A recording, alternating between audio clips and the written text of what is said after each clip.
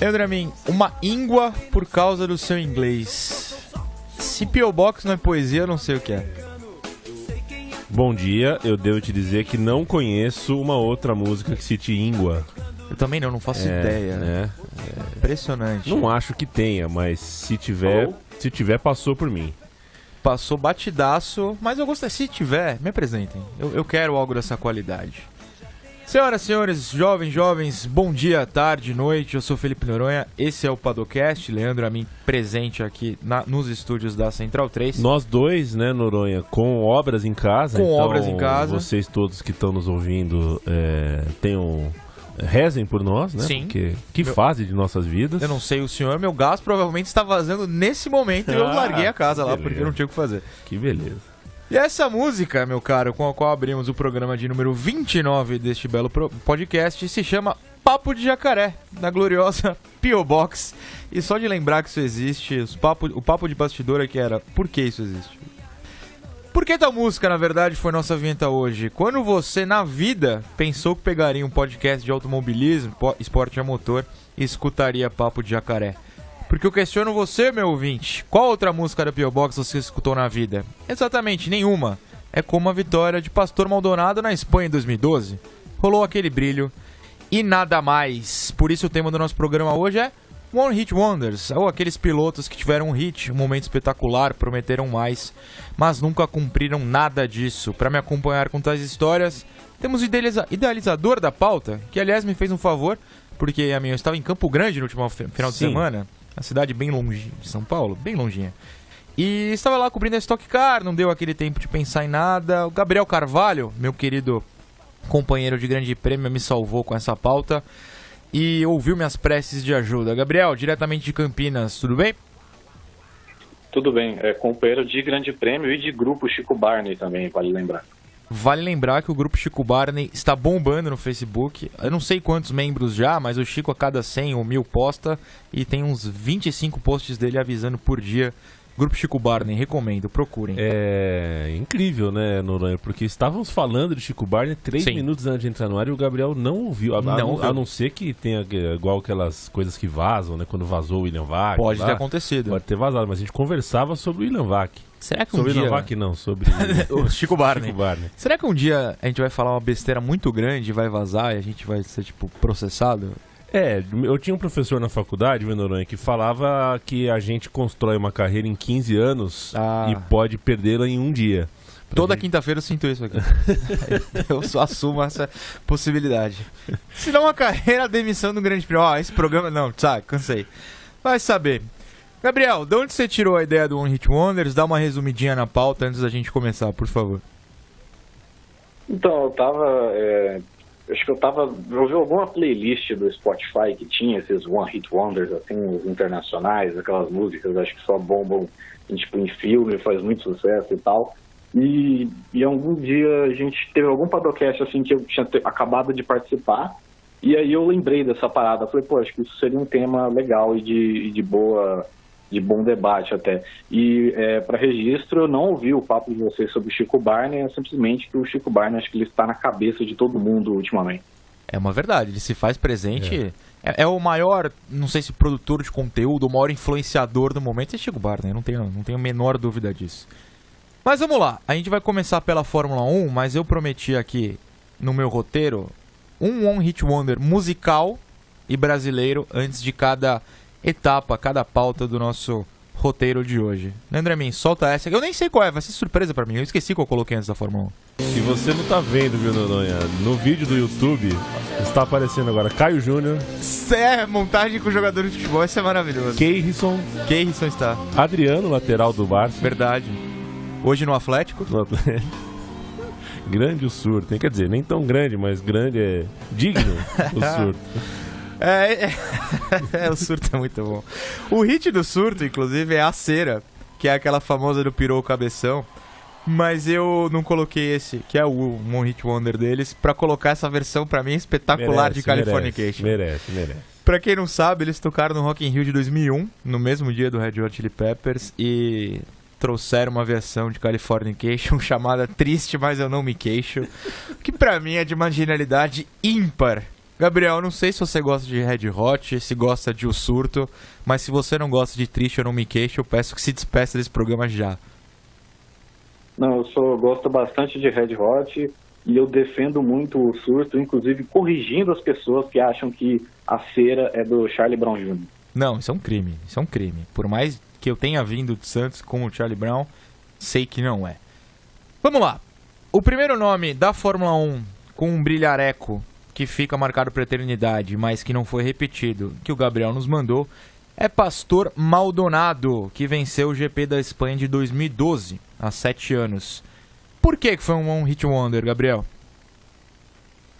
Bem, porque o Maldonado era um piloto que no início de carreira se mostrava um piloto talentoso, mas com lapsos de psicopatia. Okay. E conforme o tempo passou, ele foi virando um piloto psicopata com lapsos de talento. E essa vitória, para mim, ela é a mais inacreditável da história da Fórmula 1. Porque eram condições normais, então era pista seca. Ele se classificou em segundo, foi promovido para pole position porque o Lewis Hamilton foi desclassificado. E ele ganhou a corrida, assim, na pista, sabe? Não teve chuva, não teve uma penca de acidente, safety car, não teve nada disso. Ele foi superado pelo Alonso na largada, depois fez o chamado undercut no Alonso, quando você para antes do piloto estar na sua frente, consegue ultrapassar ele nos boxes. E venceu com, sei lá, o 6º ou 7º melhor carro do grid. E esse resultado é tão inacreditável que acho que ele ficou sem pontuar em 8 corridas consecutivas depois disso.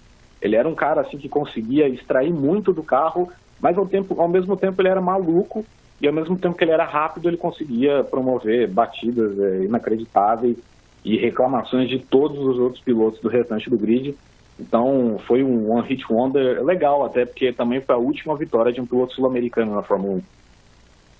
Eu tô fazendo as contas ao vivo aqui, ele ficou 9 provas depois sem pontuar. Antes desse GP da Espanha em 2012... já tinham sido realizadas 4 corridas, ele só tinha pontuado em uma na China, com 8º lugar. Depois da vitória, abandono, 13º, 12º, 16º, 15º, 13º, abandono, 11º, abandono. Daí pro final, um 8º, um 5º e um 9º e 3 provas, incluindo o abandono em que não pontuou. Ou seja, tudo o suficiente para ele ser 15º colocado com uma vitória. O outro pior posicionado com vitória naquele ano foi o Rosberg, Nico Rosberg, que ficou em 9º, venceu na China. E depois, só os 6 primeiros venceram. O Webber venceu uma, também só ficou em 6º. E aí, quem venceu pra cima? Button, Hamilton, Raikkonen, Alonso e Vettel venceu pelo menos 3. Nada faz sentido nessa tabela, é incrível. Não, o Fórmula 1 2012 foi um ano assim maravilhoso, porque tinha um equilíbrio muito maior do que no grid atual. Mas mesmo com esse tipo de equilíbrio, a vitória do Maldonado é inacreditável, e com o passar do tempo, pelo piloto que ele se tornou, ficou acho que mais inacreditável ainda. Na Fórmula 1, ele já tinha disputado um ano antes, 2011, também com Williams, não pontuou. Aliás, fez exatamente 1 ponto. Ele não fez pódio, nem nada disso. Em 2012, tem o seu único pódio na carreira na Fórmula 1, que é essa vitória. 2013, 2014, 2015, ele faz 1 ponto, 2 pontos, e aí 27 em 2015 já com a Lotus, mas sem pódio também. É completamente fora da curva dentro da Fórmula 1 e até fora, porque depois ele nunca voltou, assim, grandes resultados, né? Me corrija se eu estiver errado, mas nunca fez nada demais, tirando um 3º lugar na LMP2 do WEC mais recente. E ele vem trabalhando, acho que já parou inclusive, mas ele chegou a ser piloto de testes da Pirelli e tal, mas realmente a carreira dele acho que não condiz muito com uma vitória em condições normais na Fórmula 1, como foi naquele dia. É isso, de fato, é bom começar com o Maldonado, porque ele não só mais recente, então tá mais próximo da mente das pessoas, como de fato é o exemplo perfeito de um brilhareco solitário.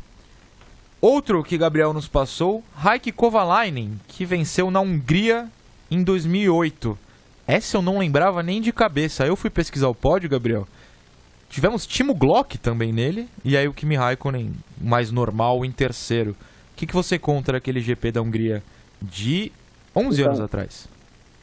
Esse GP da Hungria é a famosa corrida que a galera fã do Massa sempre lembra, né, quando em relação a ele perder o título, porque ele estava liderando essa corrida e o motor dele estourou com 3 voltas para o fim.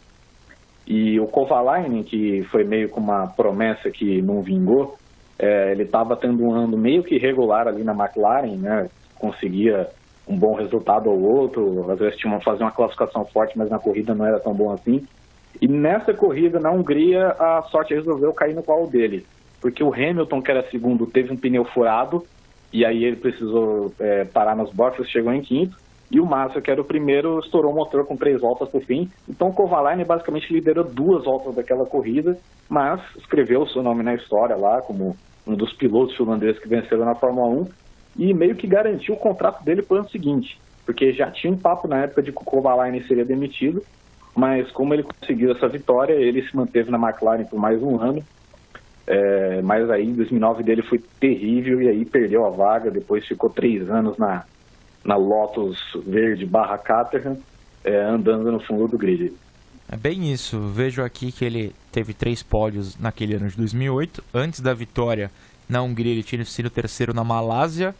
E depois, 3 corridas depois, da Hungria, ele foi segundo na Itália. E aí você passa de fato para 2009, ele fez absolutamente nada. E depois daquilo, dessa carreira não muito gloriosa na Fórmula 1, só com esse brilho, ele foi parar no DTM e foi parar no Super GT. Curiosamente, ele chegou a ser campeão do Super GT em 2016. Então, assim, pelo menos, por mais que seja um brilho mais discreto, a gente não acompanha tão de perto o Super GT, ele pelo menos arranjou um título no futuro dele, né? Depois meio que trocou a carreira dele, né? Largou os monopostos e partiu para o turismo e meio que deu certo. Só contextualizando um pouco mais, em 2008, vocês sabem, é o ano em que o Hamilton ganha o título na última curva por 1 ponto do Massa. Então, de fato, o estouro do motor e a vitória do Kovalainen tem influência direta naquele fim de temporada triste para quem é brasileirinho de coração. Alguém que está no grid na atualidade, hoje, andando bem no fundo, também teve seu brilho único, seu One Hit Wonder, em 2008, tal como o Kovalainen. Gabriel, Robert Kubica é o nome de qual falamos agora, e ele venceu o GP do Canadá daquele ano. Por que para você, para um cara que está aí na Fórmula 1 até hoje, eu sei que não vai brilhar com a Williams, mas é um nome forte, é um nome que sempre foi cotado a ser um dos grandes da Fórmula 1, só não foi por causa do acidente no Rally, né? Por que aquela prova no Canadá é considerado um hit wonder na sua visão? Que apesar do Kubica ter namorado bastante tempo com vitórias, então desde que ele entrou na Fórmula 1, na primeira temporada dele, sei lá, na terceira corrida, ele já estava no pódio, então ele era um piloto que constantemente andava na frente, e o 2008 dele vinha sendo muito bom, já tinha conseguido uma pole no Bahrein, estava ali sempre beliscando pódios. E nessa corrida do Canadá, que é até engraçado porque foi a primeira, o retorno dele para o Canadá depois daquele acidente grave que ele teve em 2007, ele conseguiu registrar a sua única vitória na Fórmula 1, numa corrida que ele já vinha num ritmo bom, estava ali em segundo, até o Lewis Hamilton aprontar uma bobagem gigantesca no pit lane, né, porque tinha o lance da luz vermelha, ele bate na traseira do Kimi Raikkonen, abandona, e aí fica o caminho livre para o Kubica, única vitória da BMW também na Fórmula 1, já que e com dobradinha, que o Nick Heidfeld foi o segundo naquele dia. Então foi a grande performance da carreira do Kubica, e que a gente lamenta por aí, os problemas que ele teve na carreira, não só por causa do acidente, mas acho que aqueles anos ali, 2009, 2010, ele poderia ter sido mais competitivo, acabou não sendo, muito acho que por conta do equipamento que ele teve, e acabou sendo um injusto brilho único na história do Kubica na Fórmula 1, porque ele com certeza era um piloto que tinha um potencial para alcançar mais vitórias do que apenas uma. Quando a gente usa esse termo que vem da música, meio que o artista que cria aquela música que bomba, geralmente não teve nada antes. Você é incapaz até de citar uma música que ele tenha produzido antes, e depois no futuro muito menos. Aquela lá fica marcada como o ápice e como o final também. Mas no Kubica ele é até diferente nessa questão, né? No próprio ano de 2008, ele vinha numa escalada que eu não vou lembrar em termos de desempenho, se chegou perto de vencer alguma dessas, mas ele estava ali próximo, ele estava no pódio em 3 das 5 corridas anteriores, uns 2 segundos na Malásia, em Mônaco, um terceiro no Bahrein. E na Espanha e na Turquia ele foi quarto. Acabou sendo o auge, o ápice da carreira do Kubica, aquela vitória logo depois dessa sequência. Mas depois ele teve 1, 2, 3, 4, 5 pódios. Não, teve mais, olha só. Em terceiro lugar ele teve 4 pódios. Em segundo ele teve mais 3 pódios na carreira. É complicado você não relacionar com aquele acidente o quão grande o Kubica poderia ter sido. Aí eu queria te perguntar, ele teria brilhos maiores se não fosse aquilo? Você acha que teria passado? Eu sei, você acabou de comentar, nos 2 anos seguintes ele até teve grandes momentos, mas não tinha um equipamento tão bom. Mas você acha que teria acabado ali, ou ele teria a chance em um time grande, por exemplo? Eu acho que teria, sim. Em 2008, o ano dele foi tão espetacular que depois dessa vitória no Canadá, ele era líder do campeonato, basicamente. Eu acho que ele com certeza teria espaço em outras equipes. Por exemplo, mesmo se ele continuasse na Lotus ali 2011, 2012 o Raikkonen ganhou corrida, voltando de um hiato que ele ficou ali, de quase 3 anos sem pilotar. Então acho que o Kubica teria essa capacidade. Acho que ele seria um piloto também de atrair interesse de equipes como Mercedes e Ferrari na época. Por exemplo, o Massa teve alguns anos ruins ali, e eu não duvido nada de que o Kubica poderia ter substituído ele ali para 2011, 2012. Eu não acho que o potencial do Kubica era para ser um piloto campeão do mundo, mas acho que tinha um potencial para vencer mais do que uma corrida na carreira. Concordo, sempre pensei nisso também. E para quem vê o Kubica hoje andando no fundo do grid, fundo mesmo, que ele é sempre o último, com o Williams, e já teve a oportunidade de ver de perto como ficou o braço do polonês, é muito difícil você pensar que ele vai ter uma chance de brilhar novamente. Vamos lá, faltam 2, separamos 5 de Fórmula 1. Vamos para Jarno Trulli, que em Mônaco 2004 venceu pela primeira e única vez na sua carreira, certo? Correto. A Renault naquele ano tinha o segundo melhor carro do grid, talvez, mas ainda estava muito atrás da Ferrari, tanto que o Michael Schumacher venceu as 5 provas anteriores, as 5 primeiras do campeonato ele venceu, e depois ele venceu mais 7 em sequência. E o Trulli fez a pole no dia e tudo tal, e foi muito beneficiado por um acidente do Michael Schumacher com o Juan Pablo Montoya dentro do túnel no safety car, um período de safety car. O Fernando Alonso tinha dado uma belíssima porrada no muro, entrou o safety car, o Schumacher liderava, até ele ser tocado pelo Montoya e atingir o guardrail ali também, e isso meio que abriu o caminho para o Trulli vencer pela única vez na Fórmula 1, segurando bastante a pressão do Jenson Button no final. Mas mesmo essa vitória não impediu o Trulli de ser demitido no fim da temporada, porque o clima dele ali com o Flávio Briatore era de guerra praticamente. A gente contou a história desse GP de Mônaco há 2 programas, se eu não me engano, se eu não estiver errando a conta, ou há 3, no máximo, dá uma procurada no nosso feed, quando eu contei o recorde de vitórias do Schumacher nesse ano, que foram 13, tal como o do Vettel em 2013. Aliás, 1, 2, 3, 4, 5, 6, 7, 8, 9, 10, 1, 2, 3, 14 vitórias, eu sempre erro, minha matemática é sempre péssima, mas eu contei essa história do Vettel em 2013 e do Schumacher em 2004, porque eu aposto nisso, que Hamilton iguala esse recorde. Não acho que bate, não acho que fica atrás. Eu acho que nesse ano ele iguala esse recorde. Então essa batida do Schumacher com Montoya, que permitiu a vitória do Trulli, foi bastante contada aqui. Para quem quiser relembrar esses anos, recomendo voltar um pouquinho nesse podcast. E também conto essa parte, né, de como ele briga para se mudar para a Toyota, que ele já tinha um contrato acertado para o ano seguinte, acaba brigando com o Briatore, deixa a Renault ainda no meio da temporada e não corre na China, por exemplo. Você acha que isso teve influência dele nunca mais ter uma grande chance? Primeiro que a aposta na Toyota foi ruim, né? A Toyota nunca deu um carro vencedor. Mas você acha que ele poderia ter sido maior? Ele indicou isso naquele ano?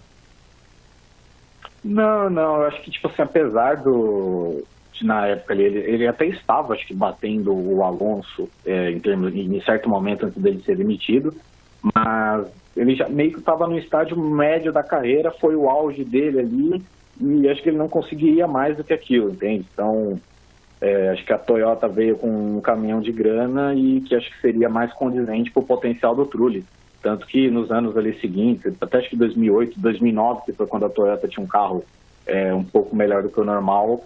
Ele arrancou uns pódios, até pole position uma vez ou outra, mas acho que uma vitória acho que condiz com o potencial do Trulli na Fórmula 1. Talvez ele nem fosse um piloto para vencer, sabe? Se a gente parar para pensar que alguns caras como o Nick Heidfeld, que é quase contemporâneo dele, não venceu uma corrida e ele venceu, pode até soar injusto, mas acho que está de bom tamanho, inclusive ter vencido em Mônaco e tudo mais, que tem todo aquele charme e tal. Você acha que Mônaco é uma pista, se não hoje, mas já foi promissora para essas vitórias surpreendentes?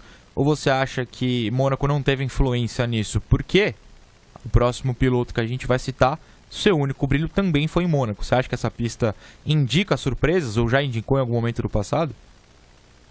Então, ela em algumas oportunidades, assim, quando a prova ela traz um nível assim de loucura, né, como foi tanto em 2000, acho que 2004 não tanto, porque o carro do Trulli era forte, mas, por exemplo, nesse caso de 96 que a gente vai falar, foi uma prova absurdamente maluca. Então, acho que varia muito do nível de normalidade que a prova carrega, sabe? Por exemplo, esse ano foi uma prova normal e a gente não passou perto de ter um resultado muito diferente, que foi a vitória do Hamilton. Então, acho que varia bastante. Acho que, por exemplo, se tiver um pouco de chuva, talvez, Mônaco se torna um lugar bem interessante.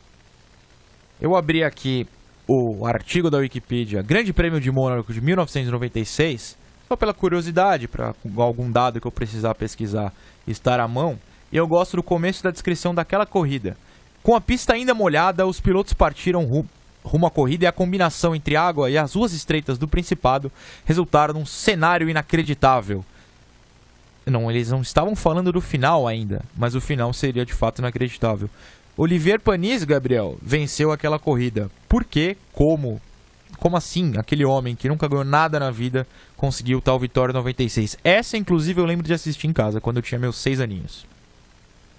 Então, essa corrida ela foi muito bizarra, porque basicamente todos os favoritos possíveis foram batendo ou tendo algum problema ao longo da prova.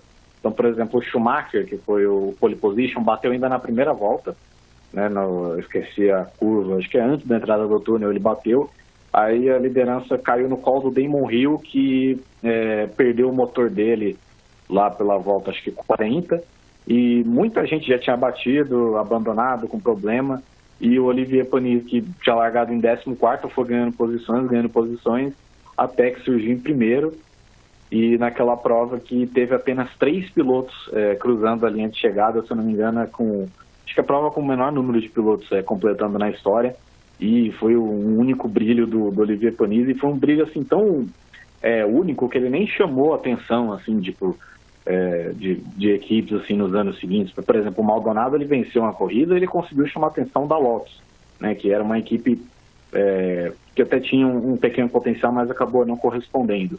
O Panis nem isso, acho que a galera meio que sabia que foi um negócio muito absurdo, aquela vitória dele, mas realmente foi algo histórico. Ele que eu creio que é um piloto subestimado, acho que teve muitos problemas assim de confiabilidade em todos os times que ele passou, mas eu sempre achei ele um piloto bem digno. Ele já tinha 30 anos naquela ocasião e ainda durou mais 8 na Fórmula 1, sem resultados de destaque, tem alguns quintos lugares e só. Teve um quarto no Brasil em 2001 com a Bar. E você citou que só 3 pilotos acabaram naquela corrida, David Coulthard em segundo, Johnny Herbert, o qual era fã por motivos desconhecidos quando era criança, foi ao pódio em terceiro. O Frentzen terminou em quarto, mas ele não terminou, né? Ele foi o quarto, faltando uma volta ele abandonou nos boxes. E depois, ninguém deu... assim, o Salo foi quinto, o Mika Salo. O Mika Häkkinen foi sexto. O Ed Irvine foi sétimo. E esses 3 terminaram faltando 5 voltas. Eles simplesmente não chegaram a completar a volta 71 da 75. E depois os números vão desabando. O Villeneuve deu 68, tal como o Luca Badoer. O Alesi, 60. Damon Hill, que você falou, 40. E daí, 1, 2, 3, 4, 5, 6, 7, 8... 11 pilotos não conseguiram dar nem 30 voltas. Realmente foi um GP desastroso para muita gente. Vou te pegar de surpresa agora. Você lembra de mais algum piloto que mereça ser citado? Ou mais? Algum piloto da Fórmula 1 atual, Gabriel, você acha que terá o seu brilho único? Terá a chance de ter uma vitória única em sua carreira ainda, Nico Hülkenberg levanta a mão nesse momento, ouvindo nosso podcast, rezando para ser ele. Eu acho que dois pilotos assim, que eu gostaria que tivessem assim, um brilho único para ficar tipo, registrado na história seriam o Hülkenberg e o Sérgio Pérez. Acho que Pérez? Assim, só preferir uma vitória. O Pérez. Acho que essa temporada dele é muito ruim, mas eu acho que historicamente ele já até teve uma chance muito boa de vencer na Malásia em 2012, ainda no início de carreira dele. Mas eu ficaria feliz caso o Sérgio Pérez tivesse uma vitória única na Fórmula 1. Como os únicos pilotos para os quais eu torço são jovens, como Lando Norris, eu tenho expectativa de que um dia eles vençam, mas não seja o único brilho. Então de Fórmula 1 é isso. Antes da gente partir para a próxima categoria, com outros 4 pilotos e suas historinhas de vitórias únicas, temos mais uma vinheta de um One Hit Wonder brasileiro, que para mim é o meu segundo preferido dessa listagem até o fim do programa. Adivinha só fazendo o que? Os meninos têm 11 anos, cara. Eu não lembrava que eles eram tão pivetes. Não lembrava. Pensei que eles estavam ali nos 19, 20 já. Mas tivesse não. Na lei, né? Pra poder cantar um negócio desse dentro da lei. Sim. Porque, assim, eu falei antes de começar o programa, né, Noronha? Me incomodava nessa banda a mãe, que tratava os meninos como adultos e permitia esse tipo de... Enfim... Pra quem não sabe, essa é matemática do B5. Eu não sei se alguém aqui que nos ouve era fã de B5, eu não era. Mas quando eu peguei esse clipe, você era fã, né? Não, você levantou quem era a atriz do clipe. Eu eu já ia chegar lá. Duas coisas se destacam quando eu fui procurar esse clipe. A primeira era que os meninos, assim que eu vi a cara deles, que eu já tinha esquecido completamente, me lembrei deles jogando Rock Go, o saudoso Rock Go. O quão era engraçado aquela pivetada jogando em meio aos adultos. A segunda, que eu não comentei no roteiro pra surpreender, é que Stephanie Brito já era casada com o Pato nessa época, será? Acho que não. Não sei. Acho que o Pato... Casaram tão jovens. O Pato cabia no B5. É verdade. Stephanie Brito brilha no clipe de matemática do B5 como o alvo amoroso, digamos assim, dos meninos da banda. Seguimos, né? Seguimos com a Indy, porque B5 não merece mais do que 2 minutos perdidos falando deles. Gabriel, você separou 4 pilotos da Indy. Aliás, deixa eu perguntar, né, pra manter o ritmo aqui. Você era fã de B5? Eu não tanto assim como de osso. Uma pena, pois era uma grande banda. Saudades, volta.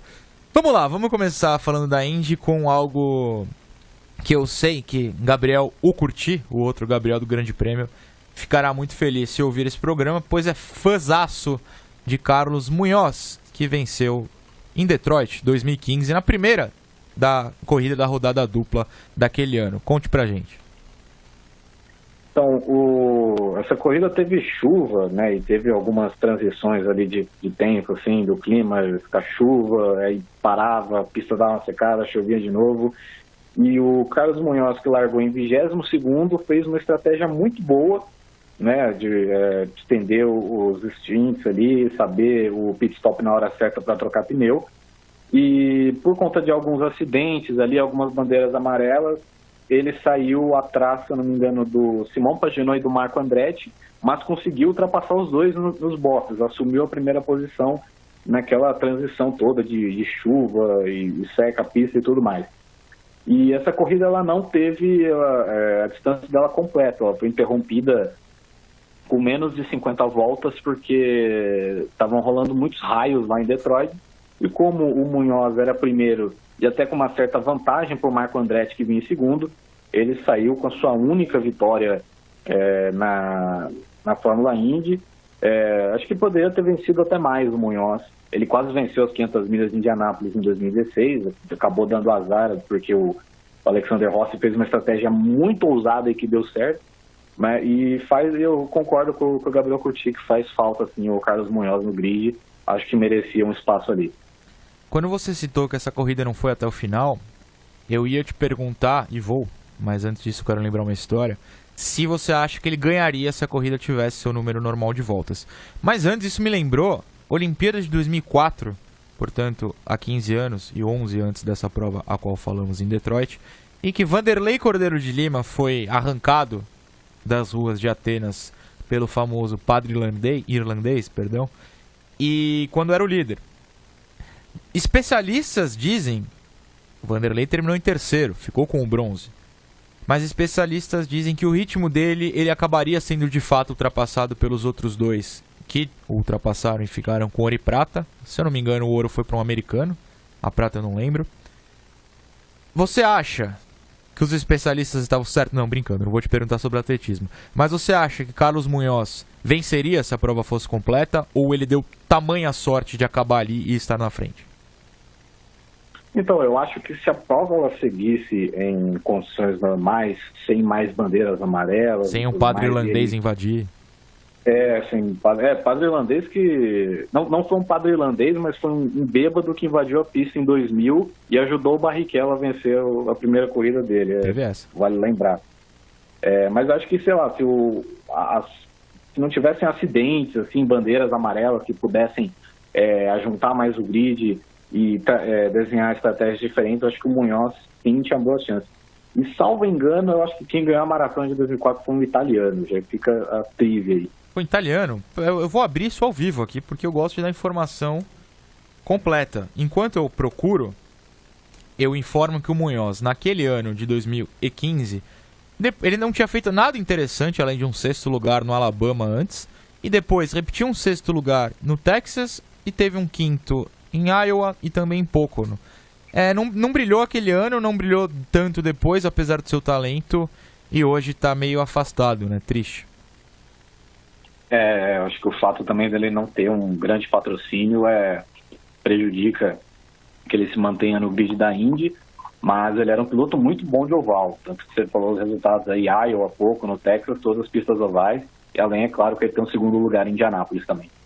Só para confirmar, eu estava errado, porém nem tanto, e o Gabriel estava completamente certo. Stefano Baldini venceu aquela maratona de 2004, italiano, mas o 2º colocado foi sim um americano, que não era americano, assim, desde nascença. Mebraton Keflezig, nascido na Eritreia, foi o sul-prata. Vanderlei foi terceiro quase um minuto depois do prata. Eu tenho aquela sensação de que ele não venceria mesmo, e a história acabou sendo tão legal no fim, porque ele ganhou na medalha de Coubertin e tal, uma honraria até maior do que o ouro para muitos. O Vanderlei é um personagem legal, espero que vocês não estraguem esse sonho que eu tenho com politicagens, enfim, porque todo mundo que a gente fala que a gente gosta na atualidade aparece uma bomba aí pra gente passar a odiar. O Vanderlei ainda não cheguei nessa, vou ficar assim. Vamos passar pro 2º piloto da Indy, que também tem suas raízes latinas e também se chama Carlos. Carlos Huertas em Houston 2014, Gabriel. Não lembro dessa, me relembre, por favor. Você gosta de historinhas de Copa do Mundo, né? Adoro. Então, acho que você vai ficar feliz em saber que neste dia a Colômbia ganhou do Uruguai com aquele golaço do James Rodrigues. Lembro. E o pódio dessa prova foi inteiramente colombiano, porque foi o Huertas em primeiro, o Montoya em segundo e o Munhoz em terceiro. Gostam? O maior dia da história da Colômbia, praticamente. Bem provável. E foi uma corrida com circunstâncias parecidas e até mais bizarras que a de Detroit, né? Porque você tinha essa rodada dupla em Houston, o Munhoz largou lá atrás, mas teve muito acidente, basicamente bandeira amarela a cada 5 voltas e tudo mais. O Munhoz tinha largado lá atrás, foi ganhando espaço e conforme cada bandeira amarela que você tinha, mudava meio que todo o grid, então, porque tinha galera que conseguia parar mais cedo e tal. Uma hora ele surgiu em 2º lugar e quando o Justin Wilson, que era o piloto na frente dele, precisou fazer mais um pit stop, ele seguiu e liderou as voltas finais rumo à vitória, com o Montoya em segundo e o Huertas em terceiro. O Munhoz em terceiro. Ele que, na verdade, o Munhoz estava em quinto, né? O Tony Kanaan era o terceiro, o Graham Rahal era o quarto, só que aí houve um toque entre os dois, o Kanaan caiu para o fundo do grid, o Rahal foi punido, o Munhoz ficou em terceiro, e foi um brilhareco total mesmo do Huertas, porque sempre foi um piloto limitado, conseguiu até garantir o emprego dele na Harding para o ano seguinte, mas acho que o pessoal entendeu mesmo que era... na Harding não, na Dale Coyne, a equipe dele, confundi. Mas mesmo assim não era um piloto que de muito talento e rapidamente perdeu espaço, nunca mais apareceu de novo na Indy. Só para dar uma informação extra de Copa do Mundo, esse dia eu lembro que eu estava de folga e é o dia também de Brasil e Chile. E Leandro Amin, ou Gabriel, quem quiser responder, foi bom o Brasil passar pelo Chile naquele dia em que o Huertas venceu em Houston para tomar um pau da Alemanha? Ou seria melhor, na sua visão, perder para o Chile nos pênaltis ou com o gol que a bola bate no travessão? Quem que chutou aquela bola? Pinidia. Gostou do o sotaque? É maravilhoso, maravilhoso. Que ele tatuou, inclusive, o lance. Tatuou. Coisa maravilhosa. Qual seria a melhor opção? Ganhar aquele jogo mesmo e perder depois ou perder e acabar com o 7-1 na história? Gabriel, você primeiro. Como eu não sou nenhum grande admirador assim, da seleção brasileira, eu guardo o 7-1 com muito carinho. Mas acho que pensando de um jeito assim mais pacheco, acho que talvez seria melhor perder pro Chile ali na oitava. Eu não tenho dúvidas disso. Perder pro Chile seria uma vergonha. Mesmo nos pênaltis? Uma vergonha maior que o 7-1? Vamos mudar a pergunta. Não, perder pro Chile seria uma vergonha. Tá. O 7-1 não é uma vergonha. Não é uma vergonha. O 7-1 é a maior humilhação coletiva, esportiva da história da civilização. Vou desafiá-lo agora. Porque o próximo nome, eu vou pegar esse gancho. Charlie Kimball. Você conhece Charlie Kimball, Leandro Amin? Não. Esse é o detalhe. Esse cara, ele é muito ruim. Eu detesto. Eu acho um absurdo ele estar na Índia aí até hoje. Mas ele venceu em Mid-Ohio 2013, Gabriel. Por quê? Como? Qual o sentido disso? Só antes de falar dessa vitória do Kimball, completar que acho que talvez o ponto bom dessa vitória do Brasil sobre o Chile, além de poder sofrer o 7-1 depois, foi também que a gente não precisou matar a questão do tá em crise e chama o Chile, que o Galvão sempre gosta de declarar. É inegável. Então, Mid-Ohio é uma pista, um misto da Indy interessante, porque as estratégias elas têm um papel muito grande. E foi meio que aconteceu com o Kimball aquele dia, né? Porque ele não largou na pole, quem largou na pole, se não me engano, foi o Ryan Hunter-Reay. Os pilotos da frente, todos fizeram estratégias de 2 pitstops. Então, eles precisavam economizar combustível em certa parte da corrida, enquanto o Kimball e o Simon Pagenaud fizeram estratégia de 3. E aí, como eles conseguiam andar mais rápido numa parte do tempo, conseguiram abrir uma margem suficiente para se manter na frente. E o Pagenaud, nas voltas finais, acabou sendo ultrapassado pelo Kimball, na época, piloto da Chip Ganassi. A Chip Ganassi que tem uns pilotos bem duvidosos, né? É engraçado, porque eles têm normalmente pilotos muito bons, então tem o Franchitti, tem o Dixon e tem caras do naipe do Kimball. E é interessante porque, diferente das vitórias do Huertas e do Munhoz, foi uma corrida onde ele fez uma aposta em estratégia, então foi em condições mais normais que a dos pilotos colombianos. Então, um momento até interessante na carreira do Charlie Kimball. E talvez o único... Não gosto de Charlie Kimball, a existência dele me incomoda. Vamos sair dele. Vamos para o último nome de Indy que o Gabriel escolheu, que é o de uma mulher, enfim. Danica Patrick, Moteg 2008. O que aconteceu naquele dia, Gabriel? Você gosta da rodada dupla da Stock Car, ou Noronha?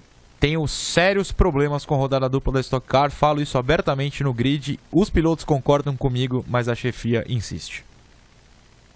Enfim, acho que você ia gostar então dessa rodada dupla da Indy, porque foi uma corrida no Japão e outra nos Estados Unidos. Rapaz, você me diz que isso aconteceu em dias diferentes, no mínimo. Eu acho que foi em dias diferentes, mas o que rolou é que 2008 foi a primeira temporada da fusão da IRL com a CART, a Champ Car, e só que o calendário da Champ Car já estava confirmado, e eles não poderiam cancelar uma das provas, que é em Long Beach, que era a prova mais tradicional deles e tal, como se fosse a Mônaco da Champ Car. Então, como eles não poderiam cancelar, eles mantiveram essa prova com os carros da Champ Car, enquanto para o Japão foram os carros da IRL. E, inclusive, o grid da IRL ali era mais forte. Tinha o Hélio, o Tony Kanaan, o Dixon e tudo mais.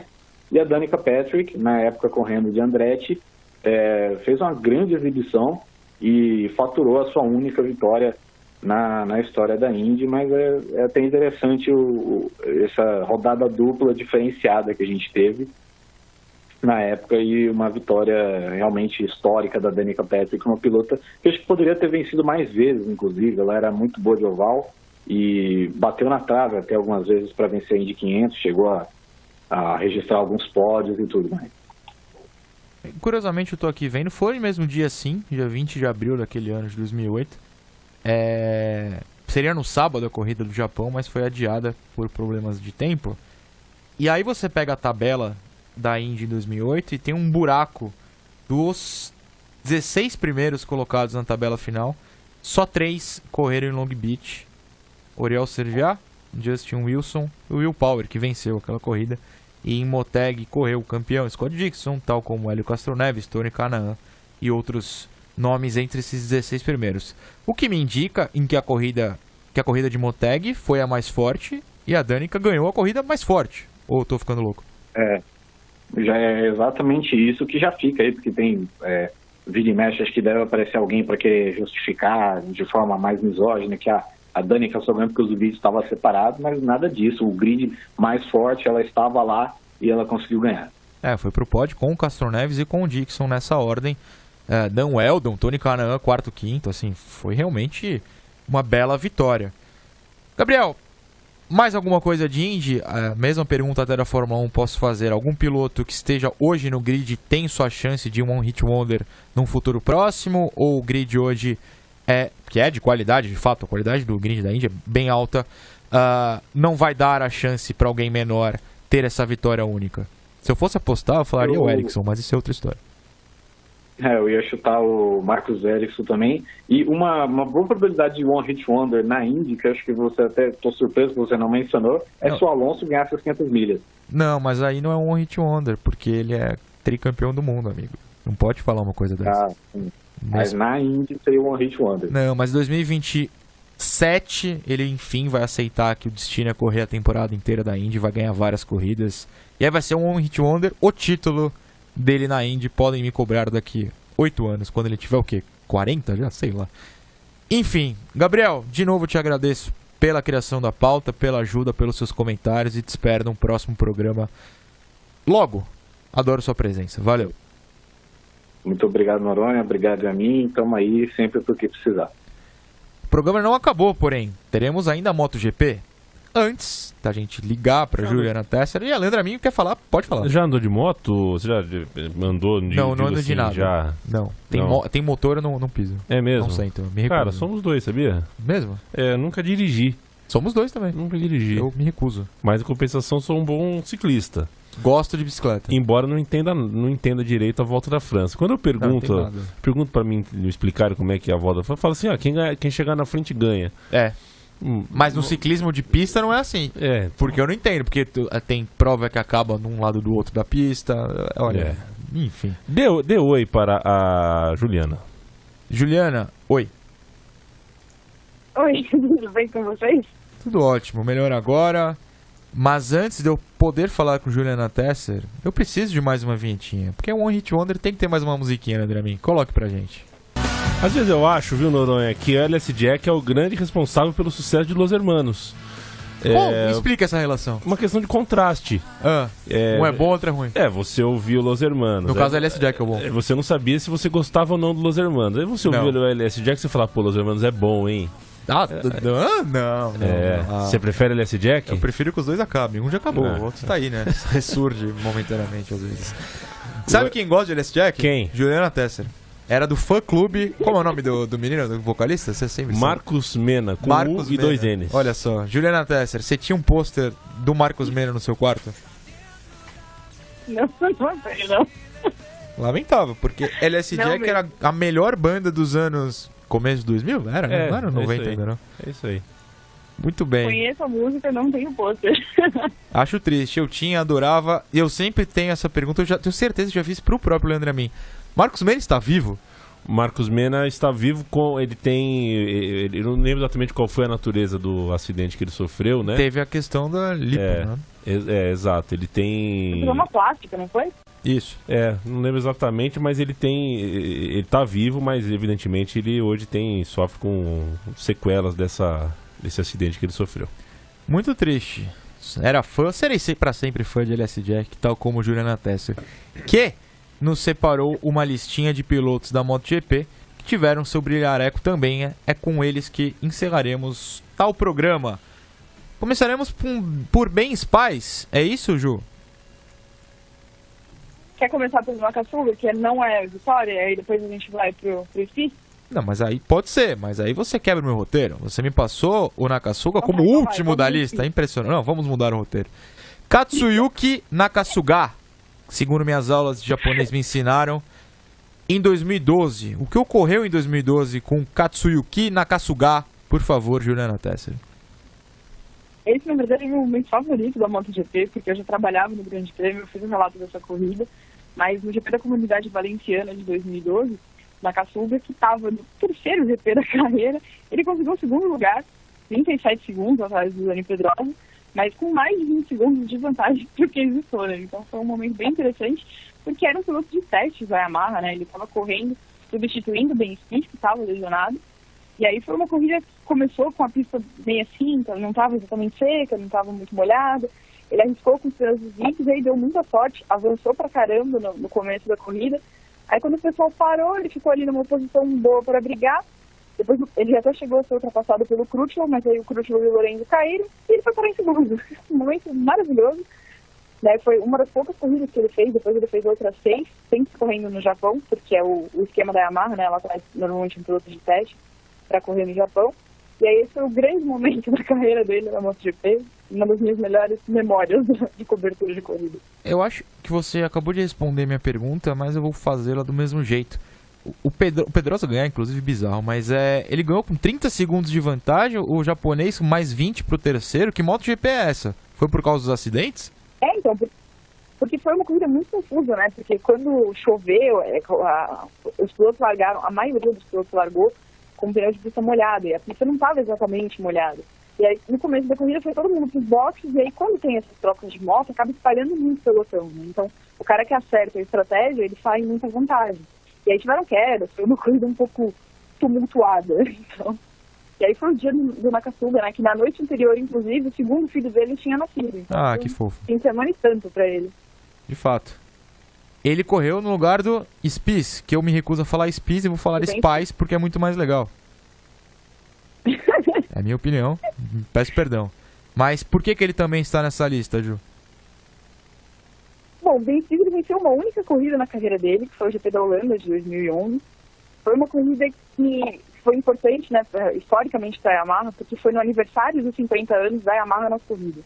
Foi uma corrida também que começou com pista seca, ele largou bem, aí teve um enrosco entre o Lorenzo e o Simoncelli na largada, e aí o Spies conseguiu ganhar uma certa vantagem ali. A dupla da Honda ainda tentou pressionar, mas não conseguiu acompanhar muito o ritmo dele, ele venceu com 7 segundos de vantagem para o Casey Stoner, e aí o Dovizioso ficou em terceiro na época correndo pela Honda, mas já bastante distante ali do Spies mesmo. Aparentemente ele se aposentou logo depois. Que história triste. Não, a verdade foi assim, o Spies, a temporada de 2013 dele foi uma coisa assim histórica, porque a zica da pessoa era tão grande, mas tão grande. Eu fiz uma listinha aqui de tudo que deu errado pra ele. Aliás, foi 2012, né? 13 foi o último ano dele, mas em 2012 ele teve queda, problema com banco, com visor, com pneu, com garfo, com motor, com embreagem, com freio. Ele teve intoxicação alimentar. Foi um problema de freio que causou uma queda dele na Malásia, que aí ele machucou o ombro direito. Depois ele ainda tentou, ele fechou com a Pramac, ele era contratado pela Ducati para correr na Pramac, fez 2 corridas, não estava bem, saiu para se recuperar, depois voltou para correr em Indianápolis, caiu em Indianápolis, aí se machucou de novo, onde ele já estava machucado, e foi isso que encerrou a carreira dele, né? Há pouco tempo ele falou em voltar a correr e tudo mais, não na MotoGP, obviamente, mas por enquanto ainda não tem nada oficial. Tá aí, o Superbike Brasil sempre aberto a novas oportunidades, por que não? Tem Spies, que aliás é campeão do Mundial de Superbike. Olha lá, pronto, vem aqui fazer o melhor torneio de moto da história desse mundo, que é o Superbike Brasil, seguro e de altíssima qualidade. Falando no Superbike, tem um nome aqui, dos mais polêmicos da história do Grande Prêmio. Seth Gibernal está citado no roteiro por causa de Troy Bayliss, é isso? Cuidado ao falar o nome de Seth, hein, por favor. Seth estava machucado, né, não pôde participar dessa corrida, foi o Grande Prêmio de Valência de 2006. Era a última corrida da temporada, Troy Davis tinha acabado de ser campeão do Mundial de Superbike, e aí foi chamado pela Ducati para substituir o Gibernal. Olha. E o Troy Davis, ele tinha sido tirado da Ducati em 2004, e aí ele veio sem nunca ter pilotado a 2020 com os Bridgestone, né, que eram os pneus da época. E aí ele se classificou em segundo, largou atrás do Valentino Rossi, superou o Loris Capirossi, que era o companheiro de equipe dele na Ducati. E o meu nome preferido na história da MotoGP, Loris Capirossi, é um nome que eu gostaria de ter.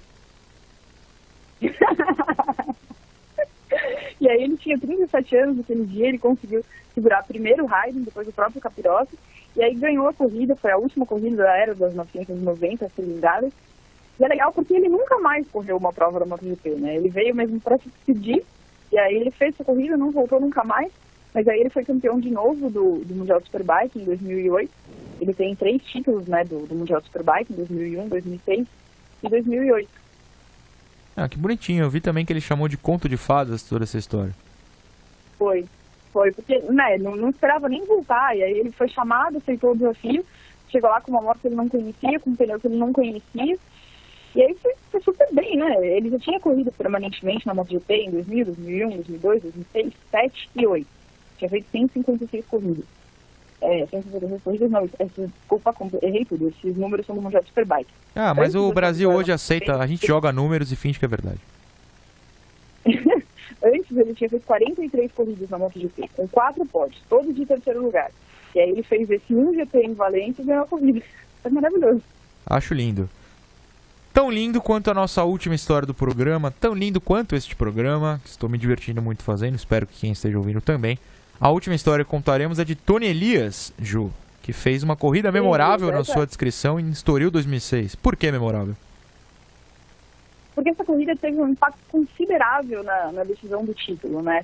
Foi a corrida anterior a essa do Troy Davis, era a penúltima etapa da temporada de 2006. E nessa temporada ele tinha assumido a liderança do Mundial ainda na Turquia, mas logo no começo dessa corrida no Estoril, ele foi derrubado pelo Dani Pedrosa, numa coisa super atípica. O Pedrosa foi um cara que, durante a carreira dele, ele cometeu esse tipo de erro pouquíssimas vezes. Sei. Mas ele derrubou o Raiden, que estava na briga pelo título, e aí no momento em que ele caiu, ele perdeu a liderança. Só que aí o que aconteceu? Na corrida, o Tony Elias estava lá muito bem brigando com o Valentino Rossi e com o Kenny Roberts Jr. Na última volta, o Elias abriu a volta em terceiro, mas ele conseguiu passar o Valentino e o Kenny Roberts na primeira curva. O Rossi ainda voltou para a ponta, mas o Elias conseguiu dar o troco na última curva, e aí na reta ele bateu o Rossi por 2 milésimos. Com o Rossi em segunda, a diferença na pontuação de campeonato, né, o Elias tomou 25 pontos e o Rossi tomou 20. Na última corrida, que foi essa de Valência do Troy Davis, o Valentino errou, caiu, e aí o Raiden ganhou o título. O Raiden depois chegou a declarar que ele sempre teve um lugar no coraçãozinho dele pro Tony Elias, que foi o melhor amigo dele naquele dia, porque se ele não tivesse vencido o Rossi naquele dia, o título certamente seria dele. O título de 2006 que ele acabou perdendo. Curioso que... Então, como ficou marcado na história da MotoGP, porque apesar dele ser um piloto, ele tinha feito 27 GPs antes, não tinha conseguido nenhum pódio, fez 77 depois dessa vitória, com 5 pódios, mas ele nunca mais teve um momento tão importante assim, né? Não só pela vitória dele, mas de ter sido tão decisivo na história de um campeonato. Curioso que o Rossi, em 2 corridas, uma perdeu para um tal de Tony Elias e a outra caiu. Dizem que é o maior da história, hein? Complicado isso aí. A provocação, hein? Jamais. Tinha sido um ano complicado para a Yamaha, né? Eles tiveram muitos problemas mecânicos, o Valentino chegou a ter 51 pontos de atraso na classificação do campeonato, conseguiu descontar, correu atrás, sendo que no fim daquela corrida, o pessoal da Yamaha esperava mesmo que o Valentino fosse soltar os cachorros pelos anos, né, pelo ano ruim que tinha tido, e aí ele chegou diante da imprensa e falou assim, todo mundo erra, a equipe tinha errado ao longo do ano, agora foi a minha vez. Então, ele assumiu a parte dele, ele errou também, todo mundo tinha tido problema, então vamos voltar no ano que vem e ver o que dá. Não deu no ano seguinte, em 2007, que foi o único título do Chris Stoner com a Ducati, mas aí ele voltou a ser campeão em 2008 e 2009. Quem não erra somos nós, do Grande Prêmio, na escolha das vinhetas deste programa. Ju, obrigado pela participação, por contar as histórias da MotoGP. Encerraremos o programa aqui com o maior One Hit Wonder brasileiro. Eu sei que você gosta também, Ju. Sei que a minha é fã e a minha música favorita em karaokês. Perfeito. Prometida do Bros. Do Bros. Até nunca mais, senhores.